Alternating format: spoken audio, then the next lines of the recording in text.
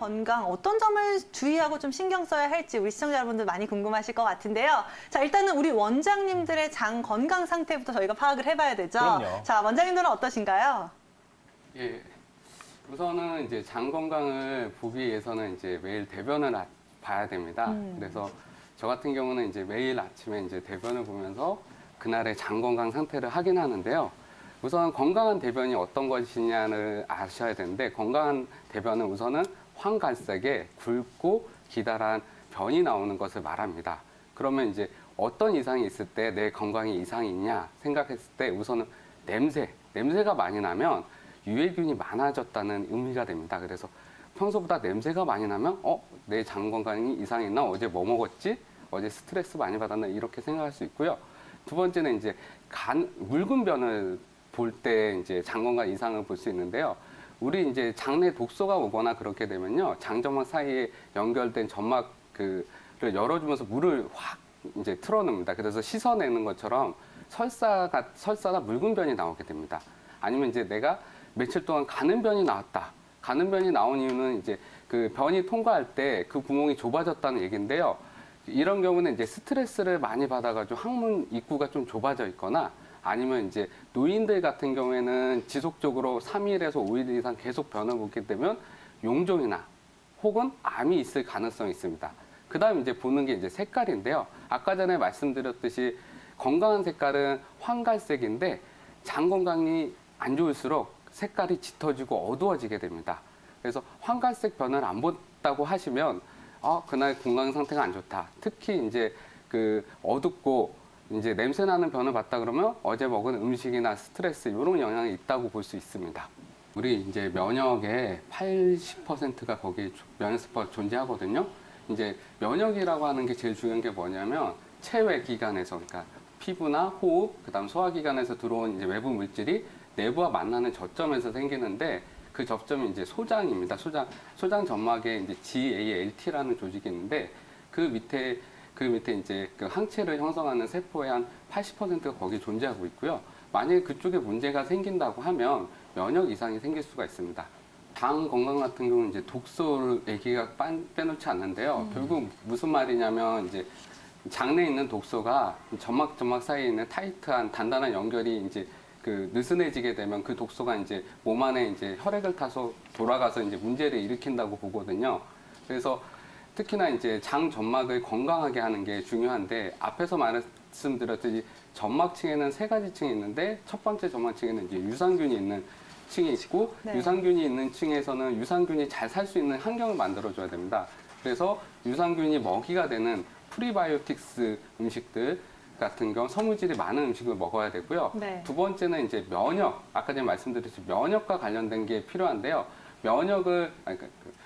면역과 관련돼서 면역을 항진시킬 수 있는 이제 뭐 아연 섭취를 충분히 해주거나, 특히나 이제 비타민 D3 같은 경우는 이제 저희 중위도 지방 같은 경우는 겨울철에 1시간이나 2시간 실외 활동을 해도 D3가 햇빛으로 인해서 그 합성이 되지 않기 때문에 D3 같은 이제 보호조 영양제를 드시는 게 좋고요. 그다음 점막 자체를 튼튼하게 할 수 있는 이제 우리 한약재는 유분피 같은 게 있고요. 아니면 이제 점막을 튼튼하게 해주는 그런 이제 음식들을 먹는 게 중요합니다.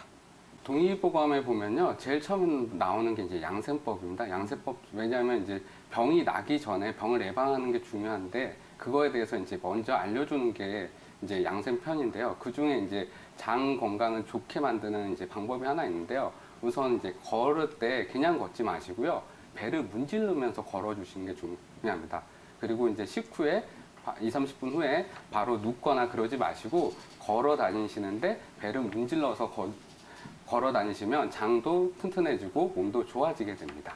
장건 원장님, 이분의 증상에 대해서 어떻게 생각하시나요? 우선 이제 이명에 대해서 말씀드리겠습니다. 이명의 정의를 보면 체적인 음원 없이 자발적으로 자각소리 들리는 것을 말하는데요. 이명 같은 경우는 환자들이 꽤 많습니다. 그래서 자료에 의하면 2008년에 24만 명이었는데 2013년에는 지금 28만 명까지 매년 3%씩 증가했고요. 2014년에서 2016년에는 31만 명까지 해서 10.5%, 3%더 증가되게 됐습니다. 그만큼 이제 이명 환자가 많은데요. 이명 같은 경우에는 이제 두 가지로 분류할 수 있는데요. 자각적 이명과 타각적 이명이 있는데 자각적 이명은 나만 들리고 그 남은 못 들리는 거고요. 타각적 이명은 남도 들을 수 있는 이명인데요.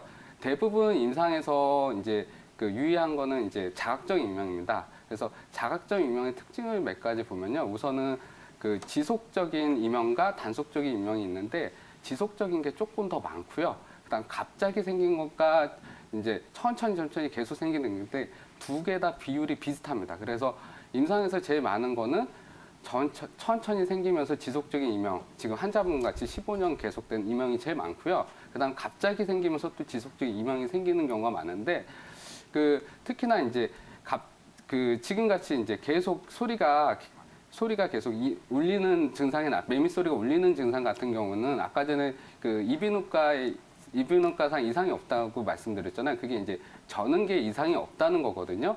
무슨 말씀이냐면 저주파에 딱딱딱딱 이제 그 단속적인 이명이 있을 경우에는 저는계 소리를 전달하는 기능에 문제가 생긴 건데요.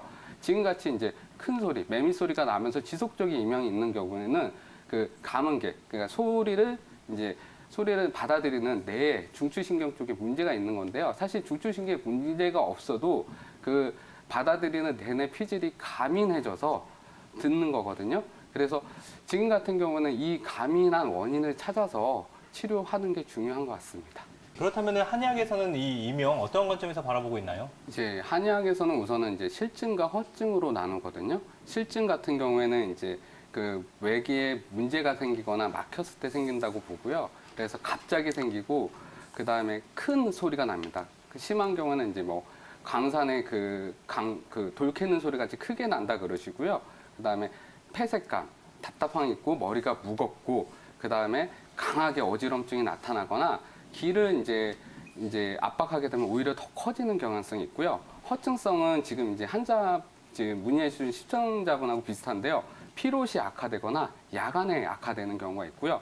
그 다음에 계속 어지럼증이나 미묘하게 있게 되고 그 다음에 그 실증 시보다는 좀 약한 소리가 들리게 됩니다. 그래서 실증 같은 경우는 이제 저희가 대표적으로 풍열이라고 하는데 풍열 같은 경우는 관절 질환과 같이 있고 그다음에 이제 바람과 영향이 있게 되고요. 관아 같은 경우는 이제 그 스트레스 많이 받아서 화가 치밀어 올랐을 때 그런데 이제 간 문제랑 같이 있는 경우가 있고 담아 같은 경우는 담에 의해서 막혀가지고 열이 생기는 경우가 있고요. 사실은 이제 인상적으로 제일 중요한 거는 신어로 인한 경우입니다. 지금 이제 환자분 같이 고령의 나이가 되면서 신장의 기능이 떨어지고 원기가 떨어지면서 나타나는 경우가 제일 많고요. 그다음에 이제 기어 같은 경우에는 이제 소화 기능이 약한 사람들이 생기는 경우가 많습니다. 혈어 같은 경우는 이제 우리 물질이 이제 부족하신 사람들이 많은데요.